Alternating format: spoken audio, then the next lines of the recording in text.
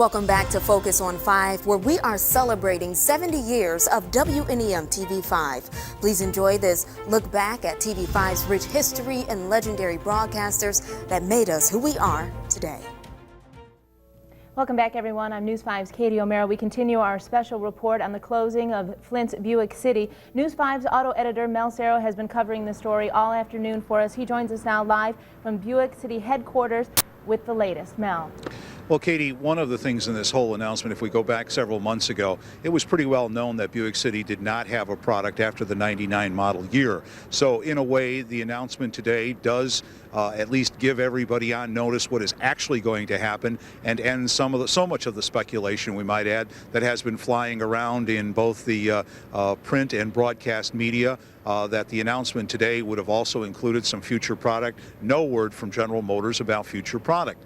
And that was the one thing that the UAW Local 599 leadership was in fact trying to do for the past several months. They took out ads in some very prestigious financial publications touting the quality of the product made at the plant. They took out a billboard on I-75. They had bumper stickers. They had T-shirts, all of it aimed at lobbying General Motors to make a decision for future product in this plant, and that is still their hopes. At the press conference at 4:30 this afternoon, they said they still have a time frame, since the plant won't start seeing employees leaving until sometime in '99, the third quarter of '99, that they in fact do have at least a year or more to continue that lobbying efforts to try and get product in.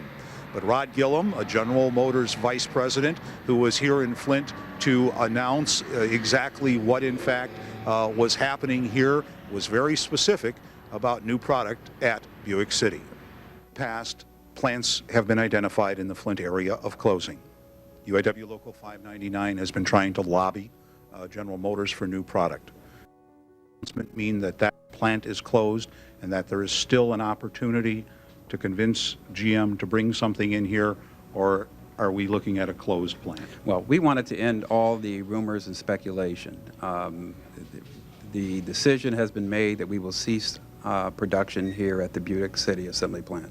So no possibility for product after that? That's correct. There's no possibility after that.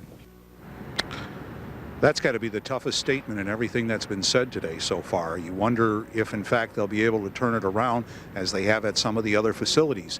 And Katie, the other thing that we have to remember in reporting all of this is that we have another plant in Flint, in Grand Blanc Township, the metal plant, where the UAW there is also trying to get future work. There's no future work announced there after a couple more years. So we've seen Buick City today, and I think some of these other unions now realize they have a lot of work to do. Well, Mel, is that what maybe Art McGee was talking about a little bit earlier when he was talking about a domino effect, that, you know, now Buick City, could it be that plant in Grand Blanc? I think what he's talking about when he talks about the domino effect is right here at the Buick. You know, one thing that we have to get straight for people not from the Flint area.